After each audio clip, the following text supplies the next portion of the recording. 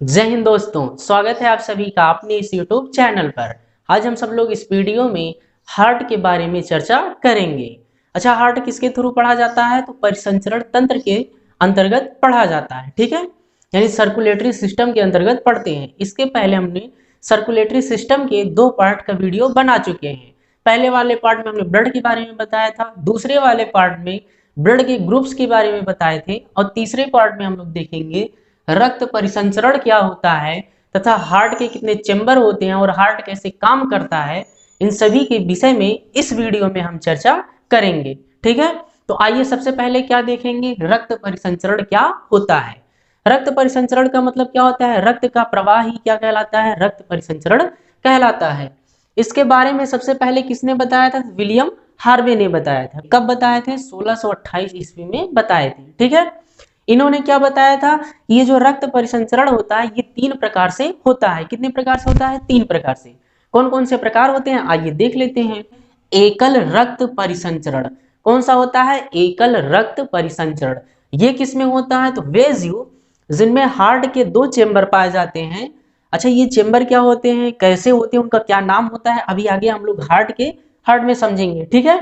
अभी यहाँ बस इतना देख लीजिए, जिनमें हार्ट के 2 चेंबर होते हैं उनमें जो रक्त का परिसंचरण होता है कैसा होता है? एकल होता है। एग्जाम्पल के रूप में जैसे क्या हो गया? मछली, यानी पानी में रहने वाले जो जीव होते हैं लगभग, उनमें कितने हार्ट के कितने चेंबर होते हैं? 2 चेंबर होते हैं। तो उनमें कौन सा रक्त परिसंचरण होता है? तो एकल रक्त परिसंचरण होता है, ठीक है। ऐसे ही दूसरे नंबर पर क्या आ जाएगा? मिश्रित रक्त परिसंचरण। यानी कह सकते हैं वे जीव जिनमें हार्ट के 3 चेंबर होते हैं। हार्ट के कितने चेंबर होते हैं? 3 चेंबर होते हैं। उनमें कौन सा रक्त परिसंचरण होता है? तो मिश्रित होता है। ये एग्जाम्पल के रूप में कौन कौन से आते हैं? सांप हो गया, छिपकली हो गई, सरीसृप जीव हो गए, ठीक है। ये सभी जो जीव होते हैं इनमें हार्ट के 3 चेंबर होते हैं, और उन चेंबर होने की वजह से, 3 चेंबर होने की वजह से मिश्रित रक्त परिसंचरण होता है।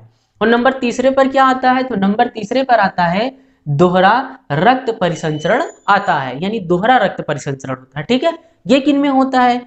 तो जिनके हार्ट में क्या होते हैं? 4 चेंबर होते हैं। अच्छा, मनुष्य जो होता है, मनुष्य के हार्ट में कितने चेंबर होते हैं? तो 4 चेंबर होते हैं। कितने चेंबर होते हैं? तो 4 चेंबर होते हैं। तो ये जो दोहरा रक्त परिसंचरण होता है कहां पर होता है? मनुष्य या स्तनधारी में होता है। तो दोहरा रक्त परिसंचरण किन में होता है? तो जिनके हार्ट में 4 चेंबर होते हैं, यानी कह सकते हैं मनुष्य और स्तनधारी ऐसे जीव होते हैं जिनमें हार्ट के कितने चेंबर होते हैं? 4 चेंबर होते हैं, और उन्हीं में क्या होता है? दोहरा रक्त परिसंचरण होता है, ठीक है। अच्छा, रक्त परिसंचरण के आधार पर किसी भी जीव में 2 प्रकार की नलिकाएं, या कह सकते हैं 2 प्रकार की नसें या 2 प्रकार की वाहिनियां पाई जाती हैं। अब उन वाहिनियाओं यानी नलिकाओं को क्या क्या कहा जाता है, आइए इसके बारे में डिटेल से चर्चा कर लेते हैं, ठीक है। देखते हैं रक्त परिसंचरण के आधार पर जो 2 प्रकार की वाहिनियां होती हैं कौन कौन सी होती हैं। तो नंबर 1 होता है धमनी होता है, नंबर दूसरा क्या होता है? सिरा होता है, ठीक है। तो धमनी किसे कहते हैं? तो सबसे पहले लिखा गया है, ये धमनी की ही परिभाषा है। क्या लिखा गया है? कह देंगे वे नलिकाएं या वह वाहिनिकाएं जो रक्त को हृदय से शरीर के अंगों की ओर ले जाती हैं, उन्हें क्या कहते हैं? धमनी कहते हैं। और सिरा किसे कहते हैं? तो कह देंगे वे नलिकाएं या वे वाहिनिकाएं जो रक्त को शरीर के अंगों से हृदय की ओर ले आती हैं, उन्हें क्या कहते हैं? तो सिरा कहा जाता है, ठीक है। तो धमनी किसे कहते हैं? तो वह नलिकाएं कह सकते हैं, वह नसें कह सकते हैं, वह नसें जो रक्त को हृदय से पूरे शरीर में ले जाती हैं उन्हें धमनी कहा जाता है। या वह नसें या वह वाहिनिकाएं, वह नलिकाएं कह सकते हैं जो रक्त को पूरे शरीर से कहां लेकर जाती है? हृदय की ओर ले जाती हैं, उन्हें सिरा कहा जाता है, ठीक है। इस तरीके से हमने क्या देखा? रक्त परिसंचरण के आधार पर वाहिनिकाएं कितने प्रकार की होती है? 2 प्रकार की होती है। कौन कौन सी होती है? एक धमनी होता है, एक सिरा होता है। धमनी क्या करता है? यह रक्त को हृदय से पूरे शरीर में ले जाता है। सिरा क्या करता है? यह रक्त को पूरे शरीर से हृदय की ओर ले जाता है, ठीक है। अब इनमें कुछ अंतर भी देखने को मिलता है, एग्जाम में, बोर्ड एग्जाम में देता भी है लिखने के लिए, यहाँ देख लेते हैं। तो नंबर पहला यही अंतर हो जाएगा इनकी परिभाषा से ही। नंबर दूसरा क्या हो जाएगा? धमनी में लिखेंगे, इसमें क्या होता है? शुद्ध रक्त बहता है। धमनी में कैसा रक्त बहता है? शुद्ध होता है। क्यों शुद्ध होता है? क्योंकि यह हृदय से पूरे शरीर की ओर जाता है, और हृदय में जो ब्लड आता है कहां से आता है? फेफड़े से होकर आता है। तो फेफड़े में ब्लड शुद्ध हो जाता है, तो धमनी से पूरे रास्ते, धमनी के रास्ते पूरे शरीर में फैल जाता है, ठीक है। फिर जो इसमें लिखेंगे सीरा में, सीरा में क्या लिखते हैं, इसमें अशुद्ध रक्त बहता है, यानी सीरे में कैसा रक्त होता है, अशुद्ध होता है, यानी उसमें ऑक्सीजन नहीं होता है। ठीक है, फिर उसके बाद धमनी में लिखेंगे, इसमें क्या है, इसमें जो सिस्टोलिक ब्लड प्रेशर होता है, यानी धमनी में जो ब्लड प्रेशर होता है कितने होता है, उच्च होता है। कितना होता है, 120 mmHg होता है। यानी कह सकते हैं धमनी में जो रक्त का बहाव होता है, इस बहाव कितना होता है, 120 mmHg होता है। ऐसे ही सिरा में देखते हैं, सिरा में क्या है, इसमें जो डायस्टोलिक ब्लड प्रेशर है, यानी कह सकते हैं जब सिरा में ब्लड जाता है कितने की स्पीड से जाता है, तो 80 mmHg की स्पीड से ब्लड जाता है। ठीक है, ऐसे धमनी में देखेंगे, इसमें क्या होता है, इसके जो वाल्व होते हैं, यानी कह सकते हैं जो नलिकाएं होती हैं, इनमें वाल्व नहीं पाया जाता है। धमनी का जो भी नलिकाएं होती हैं, इनमें वाल्व नहीं पाया जाता और सिरे में वाल्व पाया जाता है। ठीक है, फिर अगला देखेंगे, ये जो धमनी होता है, मांसपेशियों के अंदर क्या होते हैं, धसे होते हैं, और ये जो सिरा होता है, ये ऊपर की जो नसें दिख रही हैं, ये क्या है, सिरा है। ठीक है, ये सिराएं होती हैं। समझ में, इस तरीके से हम धमनी और सिरे में अंतर लिख सकते हैं। यहाँ पर कितने लिखे गए हैं, 5 अंतर लिखे गए हैं। बोर्ड एग्जाम में यहाँ से इसको याद कर लीजिएगा, बोर्ड एग्जाम में ले जाकर सीधे लिख देंगे। ठीक है, ये धमनी, ये है सिरा। अब आइए हम लोग देखते हैं हृदय के बारे में। हृदय क्या होते हैं, कितने चेंबर के होते हैं, मानव हृदय की क्या संरचना होती है, कैसे कार्य करता है, इन सब के बारे में डिटेल से चर्चा करते हैं। ठीक है, आइए हम लोग हार्ट के बारे में यहाँ चित्र के माध्यम से समझते हैं। हार्ट क्या होता है, कितने चेंबर का होता है, उन चेंबरों को क्या क्या कहा जाता है, इसका क्या क्या कार्य होता है, इनके कौन कौन से अंग हैं, अंगों में क्या क्या कार्य होता है, सबके बारे में डिटेल से चर्चा करते हैं। ठीक है, ये देखिए क्या है, ये हृदय का आंतरिक संरचना है। हृदय की क्या है, आंतरिक संरचना है। इसमें ध्यान से देखिएगा, एक चेंबर यहाँ दिख रहा है, एक चेंबर यहाँ, एक चेंबर यहाँ, एक चेंबर यहाँ, यानी खाली स्थान जो दिख रहा है, कितने खाली स्थान दिख रहे हैं, 4। इन 4 खाली स्थानों का अलग अलग, यानी कह सकते हैं मानव का जो हृदय होता है कितने चेंबर का होता है, 4 चेंबर का होता है। हार्ट को ही एक दूसरे नाम से जाना जाता है, इसे क्या कहते हैं, कार्डियो कहा जाता है। और हार्ट का अध्ययन ही क्या कहलाता है, कार्डियोलॉजी कहलाता है। ठीक है, और जब हार्ट बीट को हम लोग किसी ग्राफ के द्वारा दर्शाते हैं तो उसे क्या कहते हैं, कार्डियोग्राफ कहा जाता है। ठीक, अच्छा जी, जो हार्ट होता है, हार्ट मानव में कितने चेंबर का होता है, तो 4 चेंबर का होता है। अभी हम लोगों ने पीछे पढ़ा था, मानव में जो हृदय होगा कितने चेंबर का होगा, 4 चेंबर का होगा। और इसमें ये किसका बना होता है, तो मेसोडर्म का बना होता है। तथा मानव में जो हार्ट पाया जाता है उसका वजन कितना होता है, तो 300 ग्राम का होता है। कैसा देखने में होता है, तो हल्का गुलाबी देखने में होता है। ठीक है, और ये कहाँ होता है, तो बाएं फेफड़े के जस्ट कहाँ होता है, नीचे होता है। बाएं फेफड़े के जस्ट कहाँ होता है, हल्का सा नीचे होता है। ठीक है, यानी मानव का जो हार्ट होता है 4 चेंबर का होता है, मेसोडर्म का बना होता है, 300 ग्राम का होता है, गुलाबी रंग का होता है और बाएं फेफड़े के जस्ट नीचे होता है। ठीक है, और इसी का दूसरा नाम क्या है, कार्डियो है। हार्ट को ही किस दूसरे नाम से जाना जाता है, तो कार्डियो। और इसी का अध्ययन क्या कहलाता है, कार्डियोलॉजी कहलाता है। जब हार्ट बीट को हम लोग किसी ग्राफ पर दर्शाते हैं तो उसे कार्डियोग्राफी कहा जाता है। ठीक है, अब आइए हम लोग देखते हैं हार्ट के जो चेंबर पाए जाते हैं और हार्ट के कौन कौन से अंग होते हैं, उन अंगों का क्या क्या नाम है, क्या कार्य है, डिटेल से चर्चा करते हैं। ठीक है, यहाँ ध्यान से देखिए, यहाँ मानव हृदय के कितने चेंबर हैं। अच्छा, ये जो संरचना बनी है ये मानव हृदय की आंतरिक संरचना बनी है। ठीक है, तो यहाँ कितने चेंबर दिख रहे हैं, 4 चेंबर दिख रहे हैं। ये जो पहला वाला चेंबर है, इधर का चेंबर है, इधर माना जाता है दाहिना है, इधर माना जाता है बायां है। तो ये जो चेंबर ऊपर वाला है इसको क्या देते हैं, दायां अलिंद कहा जाता है। क्या कहते हैं, दायां अलिंद, यानी ऊपर वाले को अलिंद कहते हैं, नीचे वाले को निलय कहा जाता है। अब ये दाहिनी तरफ है तो इसलिए इसको क्या कह देंगे, दायां अलिंद कह देंगे। ये कहाँ, ध्यान से देखिएगा, अब ये कहाँ है, बाईं ओर है। कहाँ पर है, बाईं ओर है, इसलिए ये जो ऊपर वाला है इसको क्या कह देंगे, बायां अलिंद कह देंगे। ऐसे अभी जस्ट बताएं, नीचे वाले को क्या कहते हैं, निलय कहा जाता है।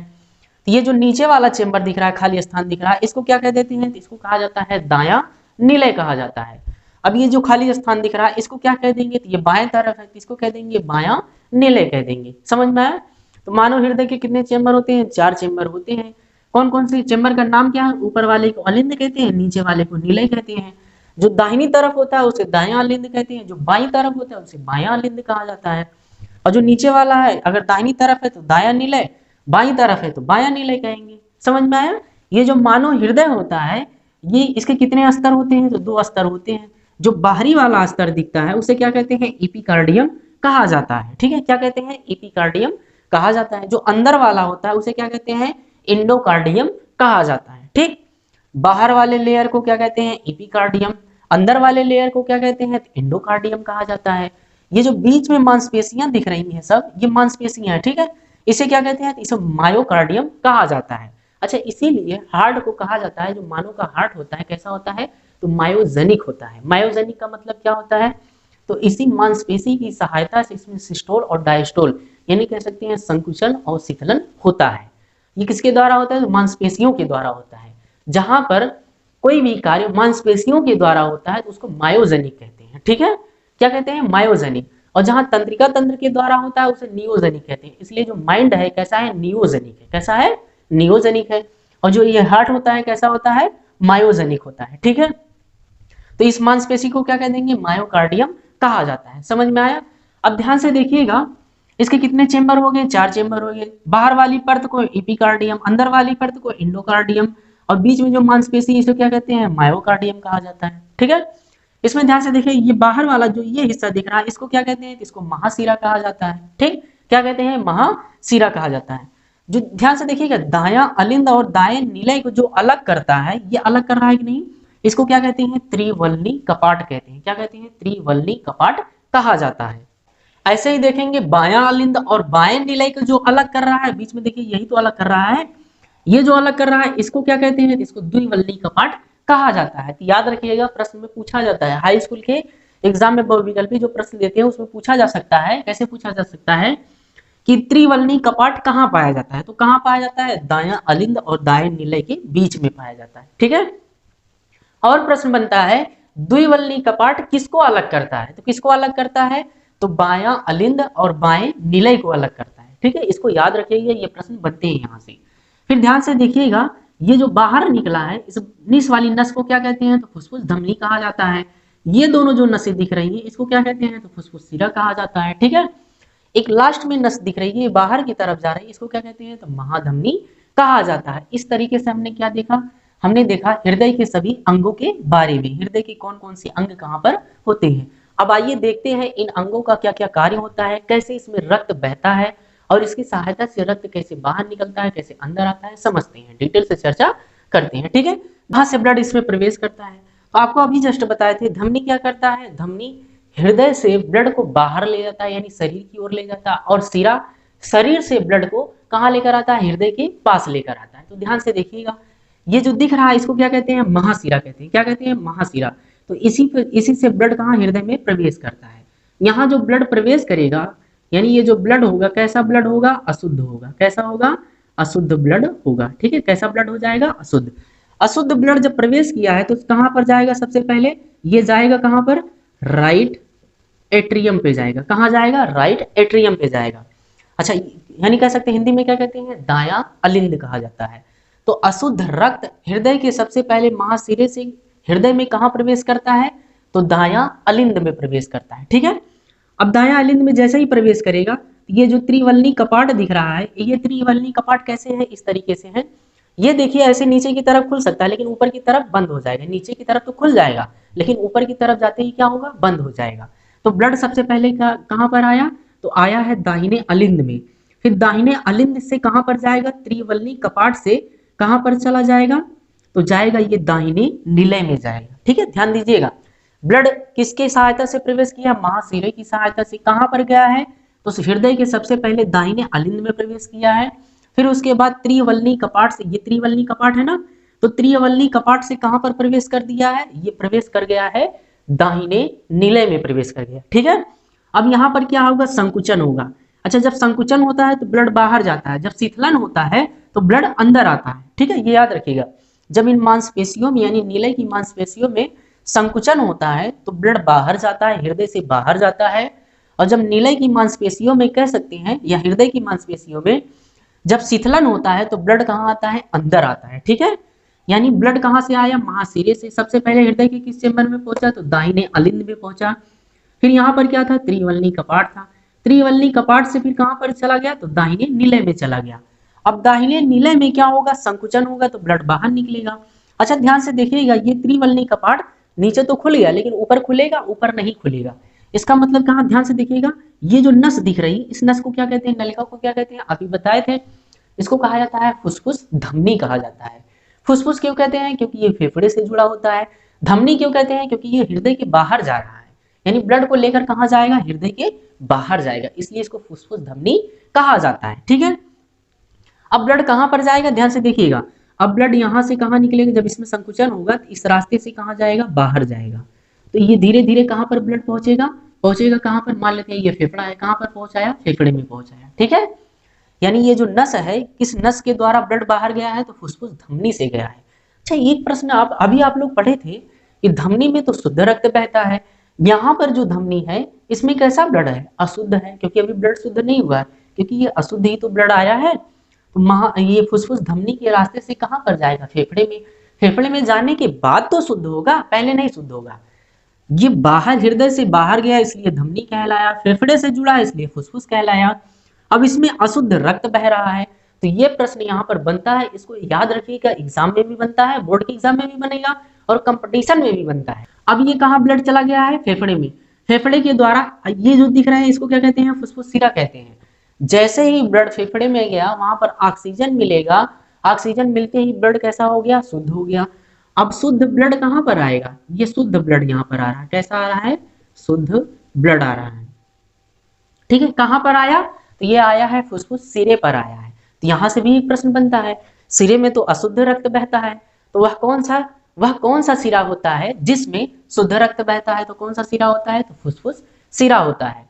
तो फुफ्फुस सिरे के रास्ते से ब्लड सबसे पहले कहां पर प्रवेश करेगा? तो यह सबसे पहले प्रवेश करता है बाएं अलिंद में प्रवेश करता है। कहां प्रवेश करता है? बाएं अलिंद में। तो इस प्रश्न को याद रखिएगा, हृदय का वह कौन सा चेंबर होता है जिसमें सबसे पहले ब्लड शुद्ध रूप से शुद्ध ब्लड प्रवेश करता है? तो सबसे पहले शुद्ध ब्लड कहां पर प्रवेश करता है? तो बाएं अलिंद में प्रवेश करता है। अच्छा, जब इसमें प्रवेश कर जाएगा तो ये तो द्वार खुलेगा, क्योंकि ये नीचे की तरफ है, नीचे से खुल जाएगा, ऊपर तो बंद हो जाएगा, नीचे की तरफ खुलेगा। अब खुलेगा ब्लड कहाँ पर जाएगा? तो नीचे चला जाएगा। कहाँ पर गया है? नीचे चला गया। ध्यान से देखिएगा, अब देखिए ये कौन सा कपाट है? तो इसको कहते हैं द्विवल्ली कपाट। तो बाएं अलिंद से ब्लड द्विवल्ली कपाट के रास्ते से होता हुआ कहाँ पर चला आया? बाएं निलय में चला आया। कहाँ पर चला आया? बाएं निलय में। अब इसमें क्या होगा? संकुचन होगा। संकुचन होने पर ब्लड कहाँ जाएगा? ऊपर की तरफ। ये रास्ता तो बंद हो जाएगा, क्योंकि ये ऐसे है, ऊपर जाएगा तो पूरी तरह बंद, नीचे जाएगा तो खुलेगा, लेकिन ऊपर जाने पर पूरी तरह बंद। लेकिन ये जो दिख रहे हैं नस में ऐसे दिख रहे हैं ना, अब ये ऊपर की तरफ खुलता है, नीचे की तरफ बंद होता है, ऊपर की तरफ खुल जाता है। अब जब फिर से संकुचन होगा तो ये कहाँ जाएगा? शीतलन होगा, कहाँ जाएगा? ऊपर जाएगा। यानी शीतलन होगा तो अंदर आएगा, संकुचन होगा तो ऊपर जाएगा। अब संकुचन होने पर कहाँ जाएगा? ऊपर। ये नस कौन सी है? इसको कहते हैं महाधमनी। अब ब्लड कैसा है? शुद्ध है, तो शुद्ध ब्लड महाधमनी के रास्ते से कहाँ पहुंच जाती है? पूरे शरीर में पहुंच जाती है। ठीक है, ये समझ में आया? हृदय इस तरीके से क्या करता है? कार्य करता है, ब्लड को लाता है, फिर ब्लड को भेजता है पूरे शरीर में। किस तरीके से भेजता है, समझ में आया कि नहीं? एक बार फिर से चर्चा करते हैं। अशुद्ध ब्लड महासिरे के रास्ते से दाहिने अलिंद में आया, त्रिवल्ली कपाट से होता हुआ दाहिने निलय में चला गया। दाहिने निलय की मांसपेशियों में क्या हुआ? संकुचन हुआ। तो ब्लड फुफ्फुस धमनी के रास्ते से, अशुद्ध ब्लड फुफ्फुस धमनी के रास्ते से कहां पर आया? फेफड़े में पहुंच गया। कहां पर पहुंच गया? फेफड़े में पहुंच गया। फेफड़े में पहुंचने के बाद ब्लड कैसा हो गया? शुद्ध हो गया। अब फेफड़े से क्या जुड़ा हुआ है? तो फुफ्फुस सिरा जुड़ा हुआ है। तो शुद्ध रक्त फुफ्फुस सिरे के रास्ते से होते हुए कहाँ आया? बाएं अलिंद में आया। बाएं अलिंद में पहुंचने के बाद द्विवल्ली कपाट के रास्ते से होता हुआ कहां पर गया है? बाएं निलय में गया है। बाएं निलय में जैसे ही प्रवेश किया है तो अब निलय वाले में क्या होगा? संकुचन होगा। निलय की मांसपेशियों में क्या होगा? संकुचन। संकुचन होते ही ब्लड कहाँ जाएगा? ऊपर जाएगा। तो द्विवल्ली कपाट तो बंद हो चुका है, तो कौन सी नस खुलेगी? तो ये नस खुलती है, कौन सी? इसको कहते हैं महाधमनी। अब महाधमनी से शुद्ध रक्त पूरे शरीर में पहुंच जाता है। तो समझ में आए ये हार्ट क्या करता है, कैसे काम करता है? ठीक है, ये है हार्ट का संपूर्ण कार्य होता है। अच्छा, इसके पूछी जाती है संकुचन शीतलन करते समय इसकी आवाज कैसी होती है? तो हृदय की जो आवाज होती है ये लव और डव होती है। यहाँ हम लिख देते हैं हृदय की आवाज कैसी होती है? तो लव डव होती है। ठीक है, क्या होती है? लव और डव होती है। याद रखिएगा, हृदय की आवाज कैसी होती है? लव और डव होती है। अच्छा, हृदय की ये जो आवाज होती है लव डव, इसको सुनने के लिए हम लोग जो लगाते नहीं है, डॉक्टर लोग कहते हैं क्या है? आला है। इसको क्या कहा जाता है? इसको कहते हैं स्टेथोस्कोप। क्या कहते हैं? स्टेथोस्कोप कहा जाता है। यानी हृदय की आवाज किसके द्वारा सुनी जाती है? तो स्टेथोस्कोप की सहायता से सुनी जाती है। हृदय की आवाज होती कैसी है, लब और डब होती है। ये किसके कारण उत्पन्न होता है, तो संकुचन और शीतलन के कारण होता है। ठीक, अच्छा ध्यान से देखिएगा, यहाँ पर हृदय की जो धड़कन होती है, यानी हृदय का जो संकुचन और शीतलन होता है, इसको स्टार्ट करने के लिए यानी प्रकृति द्वारा इसमें एक नोड लगा होता है। इसको क्या कहते हैं, तो यस ए नोड कहा जाता है। क्या कहते हैं, यस ए नोड। इसी नोड की ये नोड पाया कहाँ जाता है, तो ये पाया जाता है दाहिने अलिंद में पाया जाता है। इस प्रश्न को याद रखिएगा, यानी कह सकते हैं हृदय की धड़कन को स्टार्ट करने के लिए क्या होता है, एस ए नोड होता है। या एस ए नोड पाया कहाँ जाता है, तो हृदय के दाहिने अलिंद में पाया जाता है। अच्छा, ये कभी कभी खराब भी हो जाता है। ठीक है, जब खराब हो जाता है तो हार्ट का ऑपरेशन करके यहाँ पर मानव निर्मित द्वारा एक ऐसे नोड लगाया जाता है, यानी नोड लगाया जाता है, उसको कहते हैं कृत्रिम पेस मेकर कहा जाता है, या आर्टिफिशियल पेस मेकर कहते हैं, उसको यहाँ पर लगाया जाता है। अच्छा, उसमें कौन सी बैटरी का इस्तेमाल किया, जो बैटरी बनाई जाती है उस बैटरी में ईंधन के रूप में लिथियम प्रयोग किया जाता है। इस प्रश्न को याद रखिएगा। ठीक है, इस तरीके से हमने हृदय के बारे में संपूर्ण चर्चा कर लिए हैं। अब आइए एक बार चर्चा कर लेते हैं ब्लड का संवहन जो होता है। यहाँ तो चित्र के माध्यम से समझ लिए हैं, अब आइए लिखित के माध्यम से समझ लेते हैं। ठीक, आइए देखते हैं रक्त का संवहन पूरे शरीर में हार्ट से कैसे होता है, कहाँ कहाँ पर जाता है, इससे चर्चा कर लेते हैं। ठीक है, तो सबसे पहले ब्लड कहाँ पर है, पूरे शरीर में है। अच्छा, पूरे शरीर में जब ब्लड होता है तो ब्लड कैसा होता है, अशुद्ध होता है। ब्लड कैसा होता है, अशुद्ध। तो यहाँ देख लेते हैं, ब्लड यहाँ पर कैसा होगा, अशुद्ध होगा। कैसा हो जाएगा, अशुद्ध।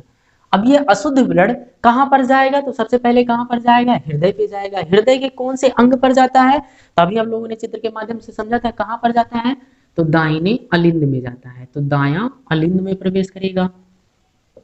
शरीर से ब्लड कहाँ पर गया है, दाहिने अलिंद में गया है। अच्छा, किसकी सहायता से जाएगा ये, तो सिरा यानी कह सकते हैं महाशिरा की सहायता से जाता है। तो महाशिरा में ब्लड कैसा होता है, अशुद्ध होता है। शरीर से अशुद्ध ब्लड महाशिरे की रास्ते से कहां पर जाएगा, दाहिने अलिंद में जाएगा। फिर दाहिने अलिंद से ब्लड कहां पर जाता है, तो दाहिने नीलय पर जाता है। यहाँ लिख देते हैं, दायां नीलय पर गया है। कहां पर गया है, दायां नीलय पर गया है। कैसा ब्लड है, यहाँ पर भी अशुद्ध है, ब्लड अभी भी कैसा है, अशुद्ध है। अच्छा, किस रास्ते से होता हुआ ये गया है, तो अभी हम लोग चित्र के माध्यम से समझे थे, किससे गया था, त्रिवलनी कपाट से गया था। कहां से गया था, त्रिवलनी कपाट से। ठीक है, फिर दाहिने नीलय में जब ब्लड प्रवेश करता है तो इसके बाद क्या होता है, संकुचन होता है। क्या होता है, संकुचन होता है। संकुचन होने के पश्चात तब ब्लड कहाँ, अशुद्ध ही होगा। ब्लड कहाँ होगा, अशुद्ध ही होगा। लेकिन पहुंचेगा कहाँ पर, दाहिने नीले से कहाँ पर पहुंच जाता है, फेफड़े में। कहाँ पर पहुंचता है, फेफड़े में पहुंच गया। ठीक है, किसके रास्ते से गया है, ये गया है फुसफुस, यानी कह सकते हैं फुफ्फुस धमनी के रास्ते से गया है। कहाँ से गया है, फुफ्फुस धमनी के रास्ते से। अब कहाँ पर जाएगा, अब ये फेफड़े में जाने के बाद कैसा हो गया ब्लड, फेफड़े में पहुंचने के बाद यह ब्लड शुद्ध हो गया, यानी अब ब्लड कैसा हो गया, शुद्ध हो गया। और रास्ता कौन सा है, यहाँ पर है फुफ्फुस, लिख देंगे कौन सा रास्ता है, फुफ्फुस सिरा है। फुफ्फुस सिरे के कहाँ पर पहुंचता है, ये फेफड़े में पहुंचने के बाद ब्लड कैसा हो गया, शुद्ध हो गया। अब शुद्ध ब्लड फुफ्फुस सिरे से कहाँ पर जाएगा, ये जाता है बायां अलिंद में। कहाँ पर जाता है, बायां अलिंद में जाता है। ठीक है, अच्छा किस रास्ते से गया है, तो फुफ्फुस सिरे से गया है। अब बायां अलिंद में पहुंचने के बाद ये ब्लड कहाँ जाता है, अच्छा ब्लड है कैसा, शुद्ध है। यहाँ पर ब्लड कैसा है, शुद्ध है। तो बायां अलिंद में पहुंचने के बाद कहाँ जाएगा, बायां नीलय में जाएगा। कहाँ पर जाएगा, बायां नीलय में जाएगा।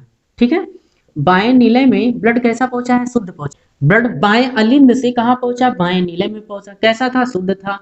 किसके रास्ते से पहुंचा है, तो द्विवलनी कपाट से। यहाँ लिख देते हैं द्विवलनी कपाट के रास्ते से पहुंचा है। फिर बाएं अलिंद से ब्लड कहाँ जाता है, तो पूरे शरीर में जाता है। कैसा जाता है, तो शुद्ध जाता है। कैसा जाता है, शुद्ध। किसके रास्ते से जाता है, तो यहाँ महाधमनी के रास्ते से जाता है। इस तरीके से ब्लड का क्या होता है, एक चक्र चलता रहता है। ये क्या है, रक्त परिसंचरण का क्या है, चक्र है। ब्लड सबसे पहले कहाँ था, शरीर में था। कैसा था, अशुद्ध था। तो महाशिरे के रास्ते से हृदय में प्रवेश किया। हृदय के किस चैम्बर में प्रवेश किया, तो दाहिने अलिंद में प्रवेश किया। दाहिने अलिंद में प्रवेश करते ही क्या खुला, त्रिवलनी खुला। त्रिवलनी जब खुला ये ब्लड कहाँ पर चला गया, दाहिने नीलय में गया। ब्लड अभी भी कैसा है, अशुद्ध है। फिर दाहिने नीलय में फुसफुस धमनी जुड़ा होता है, तो इसमें जब संकुचन होता है फिर कहाँ, फुसफुस धमनी के रास्ते से अशुद्ध ब्लड कहाँ पर पहुंचता है, फेफड़े में। फेफड़े में पहुंचने के बाद ब्लड कैसा हो गया, शुद्ध हो गया। अब किसके रास्ते से? फुफ्फुस सिरे के रास्ते से कहां पर आया? बाएं नीले में आया, हृदय के बाएं नीले में प्रवेश किया। ब्लड है कैसा? अब शुद्ध हो चुका है। फिर द्विवल्नी कपाट खुलती है तो शुद्ध ब्लड कहां पर पहुंच जाता है? बाएं नीले में पहुंच जाता है। तो बाएं नीले में क्या होता है? संकुचन होता है। तो ब्लड महाधमनी के रास्ते से शुद्ध ब्लड पूरे शरीर में फैल जाता है। इस तरीके से रक्त का क्या होता है? संपूर्ण संवहन हो जाता है। ठीक है, और ये चक्र चलता रहता है। तो आज हमने इस वीडियो में क्या देखा? रक्त परिसंचरण क्या होता है, धमनी क्या होता है, सिरा क्या होता है, हार्ट के बारे में देखें, हार्ट के कौन कौन से अंग होते हैं, उनका क्या क्या नाम है, क्या क्या कार्य है, इन सभी के विषय में डिटेल से चर्चा कर लिए हैं। पढ़ रहे थे परिसंचरण तंत्र, यह संपूर्ण रूप से समाप्त हुआ। इसका हमने पूर्ण रूप से कितने वीडियो बनाए हैं? 3 वीडियो बनाए हैं, पार्ट 1, पार्ट 2, पार्ट 3। ये पार्ट 3 था। ठीक है, तो परिसंचरण तंत्र यहीं पर समाप्त होता है। मिलते हैं अगली वीडियो में नेक्स्ट टॉपिक के साथ। तब तक के लिए जय हिंद दोस्तों। और हाँ, अगर वीडियो अच्छा लगा हो तो वीडियो को लाइक जरूर कीजिएगा और चैनल को सब्सक्राइब कर लीजिए। मिलते हैं नेक्स्ट वीडियो में नेक्स्ट टॉपिक के साथ। तब तक के लिए जय हिंद दोस्तों।